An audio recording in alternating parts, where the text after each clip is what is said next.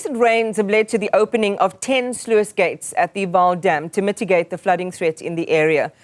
And while many of the surrounding communities have heeded warnings to evacuate, others are refusing to go. Let's talk about the dam and the implications downstream with Water and Sanitation Deputy Minister David Mahlobo. Good morning, Deputy Minister. Thank you as always for your time. Welcome to the program. Can you perhaps just start us off with an overview of the situation right now at the Vaal Dam? No, thank you very much, Iman, and a very good morning to all your viewers across the length and breadth of our land. We are very pleased that a number of people who are within the flood line of the river banks from here in Gauteng, in the Free State and the Northern Cape, they've heeded the call when Minister Pemi Majortina, supported by me, we went to the Vaal Dam on the 9th of April, then she went to Plumhof. We have received a lot of rains, and most of our dams are very, very full and beyond 100%. When it comes to the Vaal Dam, it has the way it is structured from an engineering point. It does not have a spillway. Water just flows when it reaches 100%, but it has an embankment, which is a structure that stops the water from getting out. That structure has the gates, and as we stand now, that this morning it has came down to about 119% in terms of being full, and it's not a crisis because that dam is designed to have a flood absorption variance of additional capacity of 26%, and we can be in a position to indicate now that the water that is flowing from the surrounding water management areas has dropped. Yesterday, it was running at 1,587 cubic meters per second. This morning, it has come down to 1,338 cubic meters per second. But what we are releasing from the Vaal Dam, because it's full, those 10 gates in the morning, they're still open. What we are releasing now, we're releasing only 1,771 cubic meters per second, while yesterday we're releasing about 1,800. Right. But what happens is that when the water comes down, Iman, there are other small rivers, tributaries that are feeding in. It goes to a structure managed by Rainwater called the Vaal Barrage. Currently there, we have opened 30 out of 34 sluice gates. Then it goes towards northwest, then it goes to Free State. There's a Plumhof. The flows in the Plumhof, they are still actually very, very high. We're still releasing about 3,600 cubic meters.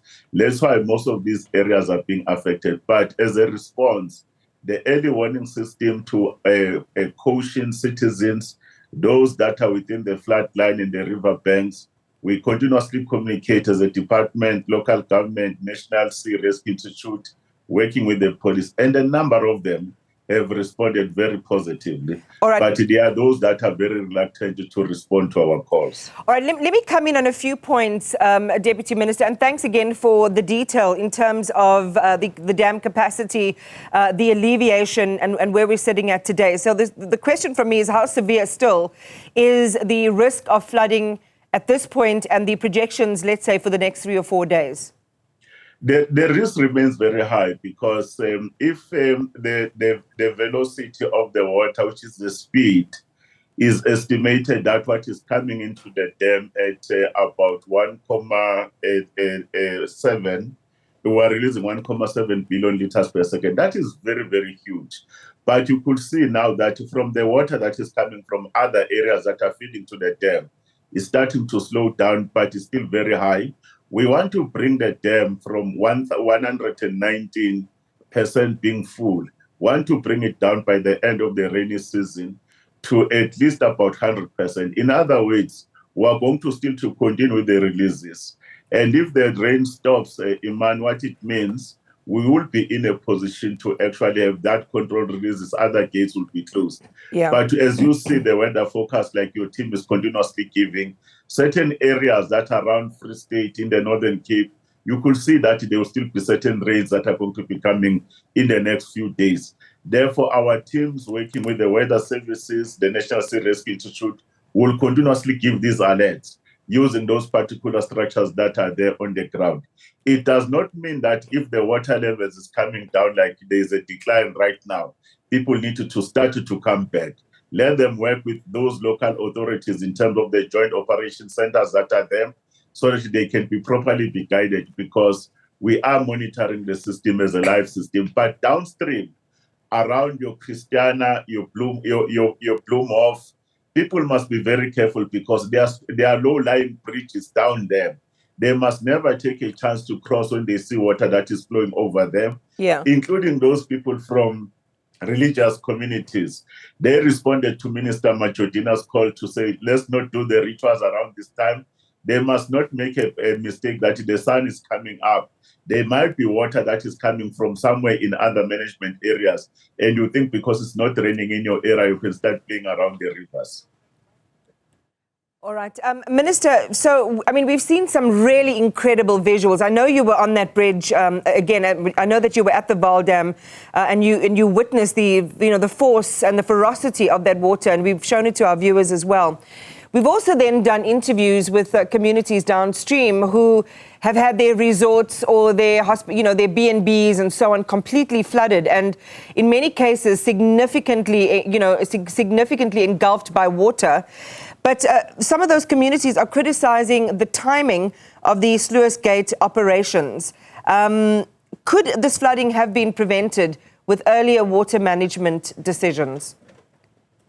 Our teams, Imani, they're the best in the world when it comes to the management of our water systems.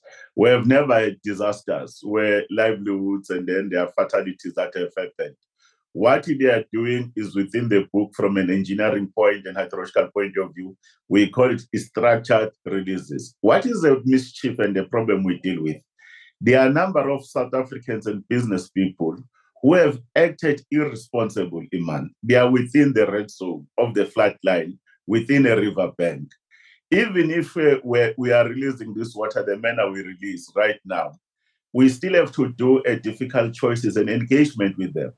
People must get away from the flood line. They must get away from the river banks, whether it is 1:50-year flood line, whether is it 1:100. There are issues of livelihoods and their infrastructure.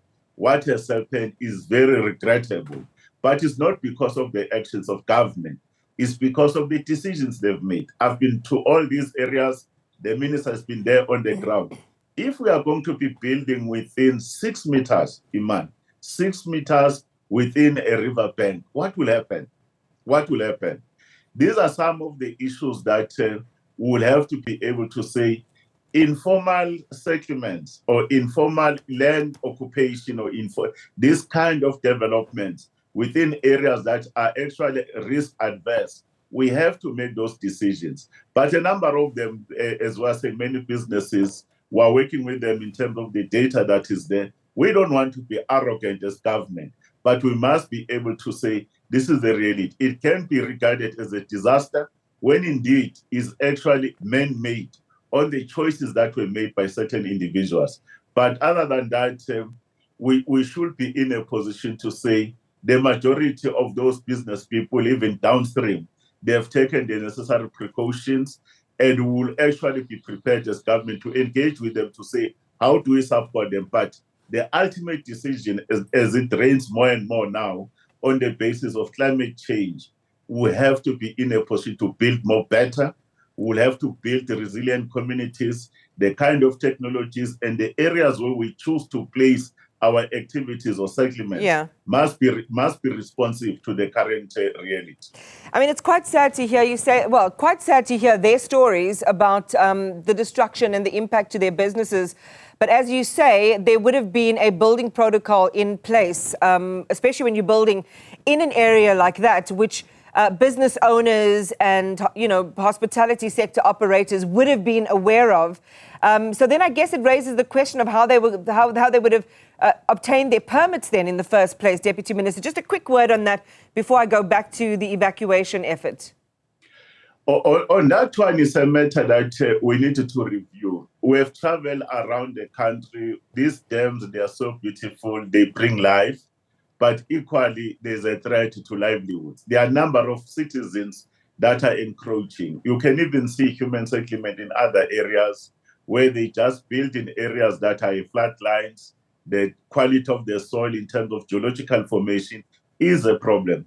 It's a difficult decision that we need to discuss with communities to say, as part of our disaster preparedness and being climate change resilient as a community, we'll have to change certain issues, the manner we behave, and some of the people, as part of risk management, we have to be able to relocate them in areas that scientifically and from an engineering point of view, we know that the risk is low or is a medium risk, but high risk just to be closer to the dams is a problem. Imagine if the department is irresponsible, we don't do these structural releases.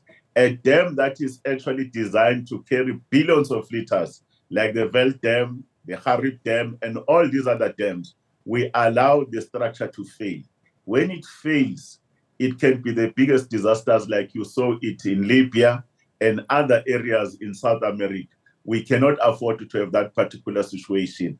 But as we say, as a government, we're a caring government, we're engaging with them, and also there are insurances that they are taking so that they can be assisted. But it will be very difficult even for insurances to pay in instances that the building protocols and people within the red line or red zone, they've just decided to encroach. Thank you. Oh, wow. All right, so some difficult days ahead. Their final word, Minister, on this, as we heard, many residents still reportedly refusing to evacuate. What is your response to this resistance? The resistance, government will continue to appeal. And in other words, that let's work together. We are using the local leaders, local government that is there, and other organizations and NGOs who are continuously saying, please listen to the advice. And we want to convey our sincere gratitude to those who have responded, but also those who are catering in terms of alternative accommodation in the short period. And the water systems, as we're saying, slowly they are subsiding.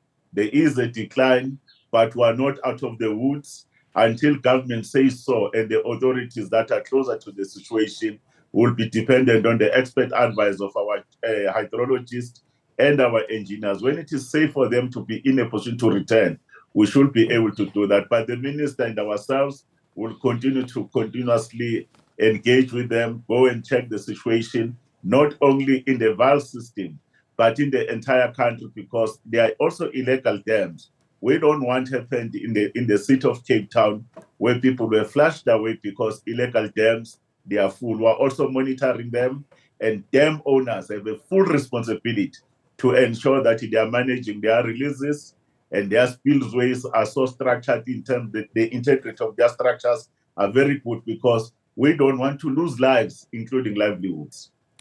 David Mahlobo, thank you very much, Deputy Minister, for talking to us this morning. And the caution is to heed those evacuations.